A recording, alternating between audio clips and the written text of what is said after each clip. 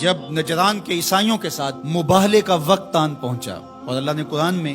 اس منظر کو بیان کیا ہے، قُلْ تَعَالُوا نَدْعُ أَبْنَاءَنَا وَأَبْنَاءَكُمْ وَنِسَاءَنَا وَنِسَاءَكُمْ وَأَنفُسَنَا وَأَنفُسَكُمْ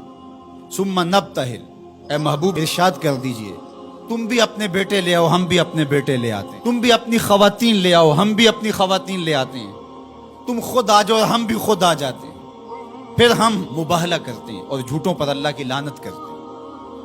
تو حضور علیہ السلام جب مباہلہ کے لیے نکلے، نجران کے عیسائی پورے کر و فر کے ساتھ اور اپنے لوگوں کے ہمراہ منتظر تھے، تو حضور نکلے تو حضور کے ساتھ حضرت علی المرتضیٰ رضی اللہ تعالیٰ عنہ تھے، آقا کریم کے ساتھ حسنین کریمین تھے اور سیدہ فاطمہ رضی اللہ تعالیٰ عنہا تھی۔ اس طرح کہ حضور نے حسنین کریمین کے ہاتھ تھامے ہوئے تھے اور پیچھے سیدہ فاطمہ تو زہرا رضی اللہ تعالیٰ عنہا چل رہی تھی اور سیدہ فاطمہ کے پیچھے حضرت علی المرتضیٰ چل رہے تھے۔ حضرت فاطمہ پردے کے حصار میں تھی، لیکن اس کے باوجود عورت کا باہر انتہائی مجبوری کی حالت میں اللہ کی توحید کی گواہی دینے کے لیے نکلنا بھی پڑا۔ تو اطراف میں بیٹے ہیں، سامنے باپ ہے اور پیچھے شوہر ہے اور ماحول مدینے کا ہے، سارے چاہنے والے اور محبت کرنے والے ہیں، اور یہ شہزادی کونین وہ ہیں کہ اگر یہ گھر سے نکلیں تو کائنات کی آنکھیں خم ہو جائیں اور پلکوں پر پردے آ جائیں، لیکن اس کے باوجود جب نکلتے ہیں، بلکہ میں نے کہیں پڑھا کہ آپ کے قدموں کے نشان پر حضرت علی المرتضیٰ رضی اللہ تعالیٰ عنہ قدم رکھتے کہ قدموں کا نشان بھی باقی نہ بچے۔ عورت کو گھر سے نکلنے کے لیے یہ ایک ضابطہ دیا کہ بامر مجبوری عورت کو گھر سے نکلنا بھی پڑے تو اس کو اپنے محرم کے ساتھ کس احتیاط سے نکلنا پڑے گا۔ اللہ اکبر! یہ ملکوتی قافلہ، یہ تقدس مآب قافلہ جو 5 نفوس پر مشتمل تھا،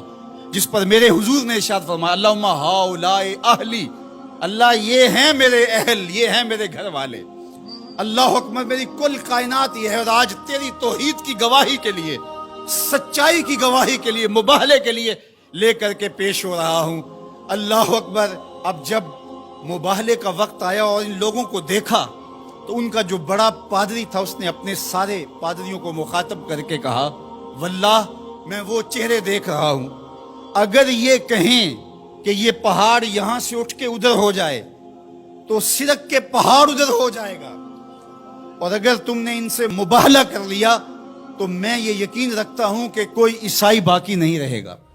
اور اگر اپنی بقا چاہتے ہو تو پھر راستہ بدل لو، پتلی گلی سے نکل جاؤ۔ اور وہ بھاگ گئے، کیوں کہ یہ وہ تقدس مآب چہرے ہیں کہ اگر یہ پہاڑ کو کہیں اپنی جگہ سے ہٹ جا تو پہاڑ بھی ہٹ جائے گا، ہمالیہ بھی اپنی جگہ سے سرک جائے گا، اور انہوں نے اگر بد دعا بول دی تو تمہارا نشان نہیں رہے گا اور تمہاری نسل باقی نہیں رہے گی۔ میرے ان جملوں پر اور میری اس گفتگو پر تھوڑی دیر ٹھہر جائیں۔ انہوں نے کہا کہ اگر انہوں نے بد دعا بول دی تو کوئی عیسائی موجود نہیں رہے گا، اور انہوں نے آل رسول کا حیا کرتے ہوئے مباہلے سے پسپائی اختیار کر لی۔ آج دنیا کے جس خطے میں بھی آپ چلے جائیں، آپ کو جیسے بھی عیسائی ضرور ملیں گے، ان کا مذہب جس صورت میں بھی ہے بہرحال موجود ملے گا، لیکن جنہوں نے حیا نہیں کیا اس یزید کی نسل آپ کو کہیں بھی نہیں ملے گی،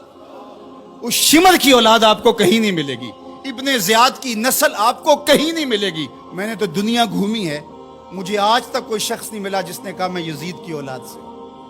آج تک کوئی شخص نہیں ملا جس نے کہا کہ میں اتنی پشتوں میں جا کے خولی سے ملتا ہوں، کسی نے یہ نہیں کہا کہ میں شمر کے نسب سے تعلق رکھتا ہوں، لیکن کائنات کے جس کونے میں گیا ہوں کسی نے کہا میں موسیٰ کاظم کی اولاد سے ہوں، کسی نے کہا میں جعفر صادق کی اولاد سے ہوں، کسی نے کہا میں امام علی رضا کی اولاد سے ہوں، میں حسنی سید ہوں، میں حسینی سید ہوں۔